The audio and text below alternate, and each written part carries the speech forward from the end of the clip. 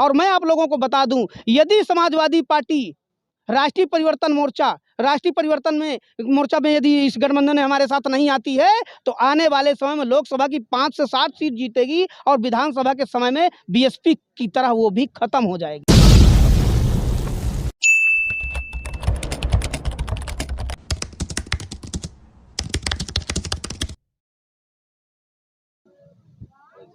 Sir आपका परिचय?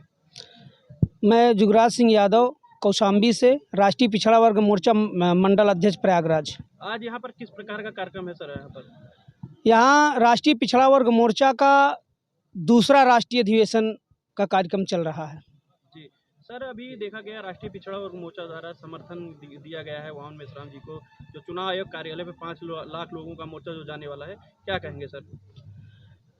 सही ये है कि ईवीएम मशीन से जितना बड़ा घोटाला वर्तमान सरकार और इसके पूर्व की कांग्रेस सरकार ने किया है, वास्तव में जब तक ईवीएम हटती नहीं है तब तक कोई भी एससी ओबीसी का आदमी ना नेता बन सकता है, मुख्यमंत्री प्रधानमंत्री बन सकता है, ना ही अपने समाज के लिए कुछ काम कर सकता है।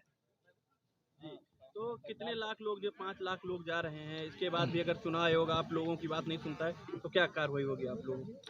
चुनाव आयोग जब तक हमारी बात नहीं सुनता और जब तक ईवीएम नहीं हटाता, जब तक ईवीएम हटाकर चुनाव बैलेट पेपर से नहीं कराते हैं, तब तक हमारा आंदोलन का कार्यक्रम जारी रहेगा। अभी हम लोग 5 लाख लोगों को लेकर जा रहे हैं, आने वाले समय में हम लोग 10 लाख से 11 लाख लोग लेकर जाएंगे और लास्ट में यदि इतने से भी नहीं मानते हैं तो हम भारत बंद करने का काम करेंगे। इसके पहले भी हमने कुछ जो है मुद्दों के विरोध में कुछ कार्य करना चाहती थी सरकार, उसके विरोध में हमने भारत बंद किया था, उसका असर दिखाई देने लगा था। और आज तक दोबारा कभी प्रधानमंत्री और जो अमित शाह जी हैं, कभी उस बात को अपने जुबान पर लाए नहीं है। और उसको हम ये तो नहीं कह सकते हैं कि नहीं लागू करेंगे, लेकिन इस समय लागू करने की उनकी जुर्रात नहीं है, हिम्मत नहीं है।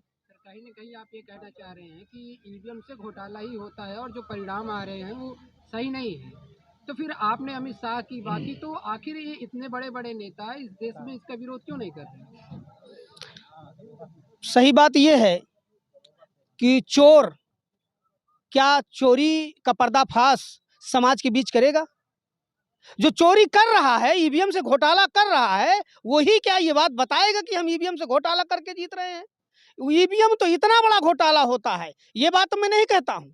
ये बात कांग्रेस के ऊपर बीजेपी के लोगों ने आरोप लगाया, लिखित में आरोप लगाया, सुप्रीम कोर्ट में मुकदमा किया और उस मुकदमा की पैरवी किया और साक्ष्य दिया। और बहुत सारे साक्ष्य के बाद 8 अक्टूबर 2013 को सुप्रीम कोर्ट ने आर्डर किया कि ईवीएम से चुनाव कराने में लोकतंत्र को खतरा है और ईवीएम से घोटाला करके ही कांग्रेस सत्ता में आई है। ईवीएम से फ्री फेयर और ट्रांसपेरेंट चुनाव नहीं हो सकता, इसलिए ईवीएम से चुनाव न कराया जाए।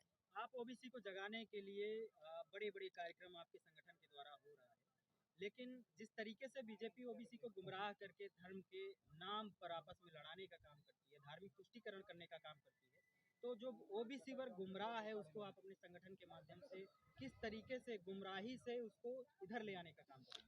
मनवादी लोग, दुश्मन लोगों ने जो हमारे समाज को चोला पहनाया हिंदू धर्म का, हमें अपने समाज को हिंदू धर्म के चोला से बाहर निकालकर उसे वास्तविक बात बताना है कि आप संवैधानिक तरीके से ओबीसी हो और हिंदू हो ही नहीं। जब तक वो हिंदू धर्म से बाहर निकलकर ओबीसी में अपने आप को नहीं समझता, नहीं समझदारी उसके अंदर आती, तब तक ये कारवां सफल होने वाला नहीं है। और इसके लिए हम लोग तेजी से लगे हुए हैं, काम कर रहे हैं और हम ये दावा के साथ कह सकते हैं कि साल 2 साल के अंदर जितनी संख्या की हमको जरूरत है उतनी संख्या में हम लोग पर्याप्त हो जाएंगे। हम कारवां जारी रखेंगे। सर, ओबीसी की जात आधारित जनगणना की बात लगातार की जा रही है। अभी कांग्रेस ने कहा है कि जनगणना हम करवाएंगे, क्योंकि बीजेपी नहीं करवाई इसलिए हम करवाएंगे। तो क्या लग रहा है कि ऐसा होने वाला है? इसके पहले जितने भी प्रधानमंत्री बने उन सभी लोगों ने कहा कि हम ओबीसी की जाति आधारित जनगणना कराएंगे, लेकिन ये जानकारी समाज को नहीं मिली।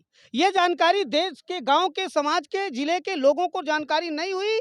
इसके लिए लोगों को पता नहीं चला कि जाति आधारित जनगणना है क्या, इससे क्या होगा। अब लोगों को जानकारी हो गई है, लोग जागृत हो गए हैं और अब हम दुश्मन की बात पे आने वाले नहीं हैं। कांग्रेस और बीजेपी दोनों हमारे दुश्मन हैं। एक सांपनाथ है, एक नागनाथ है, ये मानवर कांसीराम साहब कहे थे। और सांपनाथ कहा कि हम नहीं कराएंगे और नागनाथ कहेगा हम कराएंगे। उदाहरण के लिए मैं आपको बता दूं, नरेंद्र मोदी ने लिख कर सुप्रीम कोर्ट में हलफनामा दिया कि हम ओबीसी की जाति आधारित जनगणना नहीं कराएंगे, गिनती नहीं कराएंगे, और दूसरा जो उसका भाई है और हमारा दूसरा दुश्मन है कांग्रेस, वो कह रही है कि हम कराएंगे। हम इस पे भरोसा नहीं रखते हैं। अपने समाज को जगाकर, और जब तक एससी ओबीसी की सरकार नहीं बना लेते हैं, जब तक बाबा साहब अम्बेडकर से लेकर, बुद्ध से लेकर बहुजन महापुरुषों की विचारधारा की सरकार नहीं बनती है, तब तक बहुजन महापुरुषों की विचारधारा लागू नहीं होगी और बहुजन समाज के लोगों को, मूल निवासियों को कुछ मिलने वाला नहीं है। हमको विकास नहीं चाहिए, हक अधिकार चाहिए,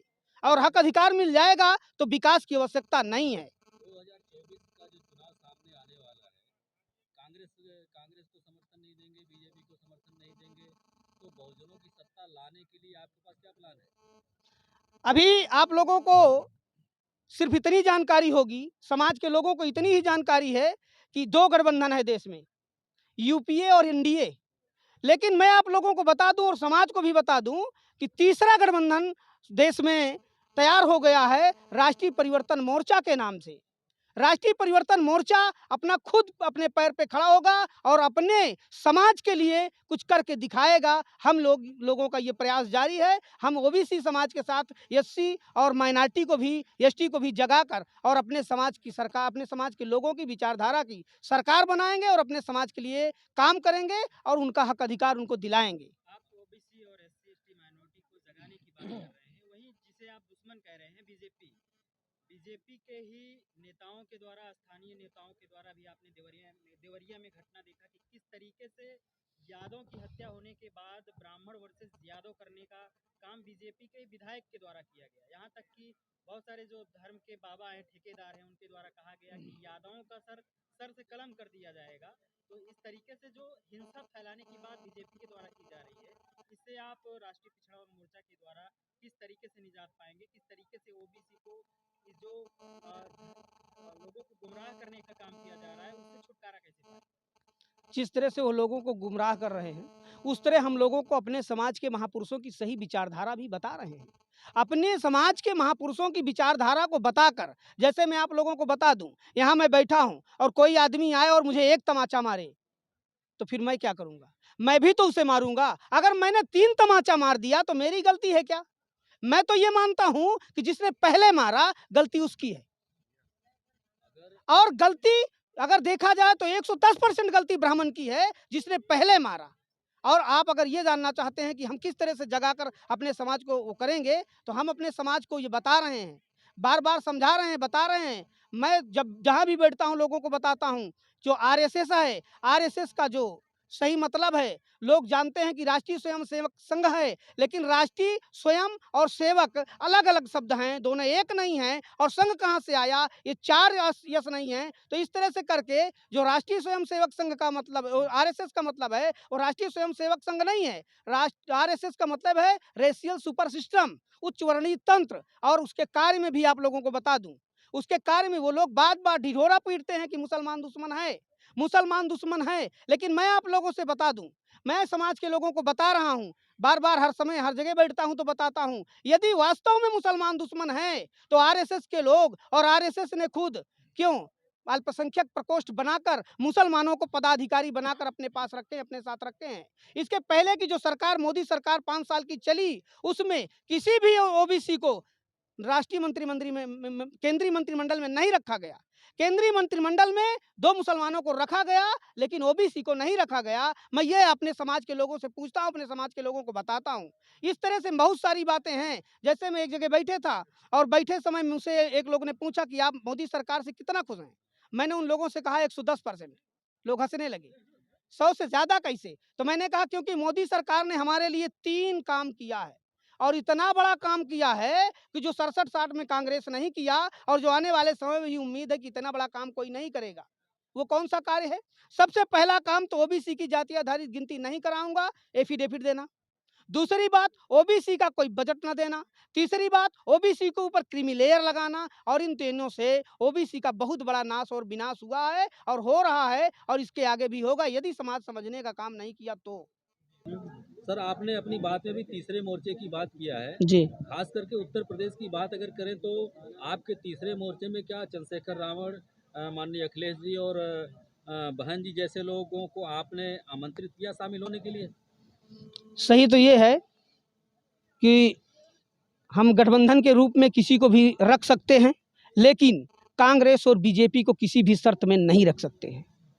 रही बात जितने भी आप जिन लोगों का नाम आपने लिया उनको रख सकते हैं, लेकिन एक बात का समझौता उनसे कतई नहीं करेंगे कि वो अगर चाहें कि हम ब्राह्मण प्रत्याशी बनाएंगे, हम इसके लिए उनसे गठबंधन नहीं करेंगे, क्योंकि हमारा जो मुद्दा है और हमारा जो उद्देश्य है, हम तो समाज में जाते हैं तो दो बातें कहते हैं कि आप लोग उन लोगों को वोट मत दीजिए जिन पार्टियों में ब्राह्मण हो, वोट सपोर्ट मत दीजिए, और उनसे पूछिए कि अगर आपकी पार्टी में ब्राह्मण है तो हम आपको वोट सपोर्ट नहीं देने वाले हैं। और दूसरी बात, आप 100 रुपए की स्टाम्प पेपर में लिख के दीजिए कि आप सत्ता में आने के बाद करेंगे क्या। ये बहुत महत्वपूर्ण है। सत्ता में आने के बाद यदि वो बम्बा खम्बा की बात करते हैं, सड़क की बात करते हैं, अगर कॉलोनी की बात करते हैं, लैट्रिन की बात करते हैं, तो उन्हें वोट मत दीजिए। उनकी सत्ता नहीं आनी चाहिए। बम्बा खम्बा लैट्रिन से आपका विकास होने वाला नहीं है। आपको नौकरी मिलनी चाहिए, आपकी हिस्सेदारी खेती में होना चाहिए, आपकी हिस्सेदारी राजनीति में होनी चाहिए, आपकी हिस्सेदारी व्यापार में भी होनी चाहिए, तब कुछ होगा। समाज में इस तरीके की चर्चा है कि जो देश का जो सबसे बड़ा ऑर्गेनाइजर संगठन है, वो बहुजन लीडरशिप को एक मंच पे नहीं ले आ रहे हैं, एक मंच पे नहीं आ रहे हैं, सारे बहुजन लीडर एक मंच पे नहीं आ रहे हैं। आपने इसमें क्या पहल किया?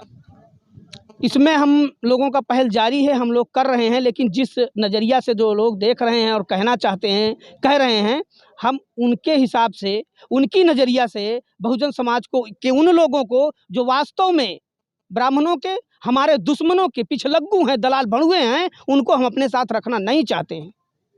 तो अगर ये लोग इस मोर्चे में आपके साथ शामिल अगर नहीं होते हैं, बहन मायावती जी, माननीय अखिलेश जी और चंद्रशेखर रावण जी अगर तीसरे मोर्चे में शामिल नहीं होते हैं, तो क्या वो चौथा मोर्चा बनाएंगे या कांग्रेस बीजेपी के मोर्चे में शामिल होंगे? चौथा मोर्चा बनाएंगे और कांग्रेस बीजेपी में भी शामिल होंगे। उनके पास कुछ बचा ही नहीं है। सही बात तो ये है कि वो अपने आप को बचा लें, वो अपने आप को बचा ले। जैसे इसके पहले भी केशव मौर्य ने कहा था कि समाजवादी अब समाप्तवादी हो गई है, और ये दिखाई दे रहा है। मैंने विधानसभा चुनाव में कई यादवों के सामने एक बात कही कि आपकी पार्टी 100 से 125 सीट जीतेगी, तो बहुत सारे यादव मेरे ऊपर बहुत ज़्यादा गर्म हो गए थे, लड़ने के लिए तैयार हो गए थे। लेकिन जैसे अभी एक वक्ता महोदय बता रहे थे, दिमाग में क्या रखना है और दिल में क्या रखना है, वो चीज़ हमारे लोगों को पहले से है।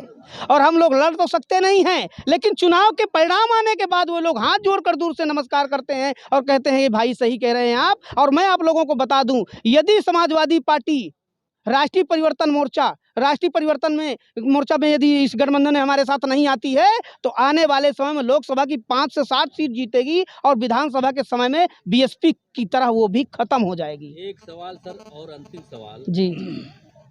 राष्ट्रीय परिवर्तन मोर्चा जो तीसरा महागठबंधन बनाया गया है, उसमें उस पर यह इल्जाम है कि राष्ट्रीय परिवर्तन मोर्चा अगर चुनाव में उतरेगा तो बीजेपी चुनाव जीत जाएगी। क्या कहना चाहेंगे सर इसमें? ऐसा वे लोग कहना चाहते हैं जो लोग वास्तव में बीजेपी को जिताना चाहते हैं, जिनको पता ही नहीं है कि बीजेपी किस मुद्दे से, किस फंडे से जीत रही है, और उस बात का प्रचार और प्रसार समाज में नहीं जाके कर रहे हैं। वे लोग इस तरह की बात और इस तरह की भावना समाज में फैला रहे हैं, जिससे राष्ट्रीय परिवर्तन मोर्चा सफल ना हो। उनको ऐसा लगता है, लेकिन वो नाकाम कर पाएंगे, ये उनकी मानसिकता है, लेकिन ऐसा होगा नहीं। बहुत बहुत धन्यवाद सर।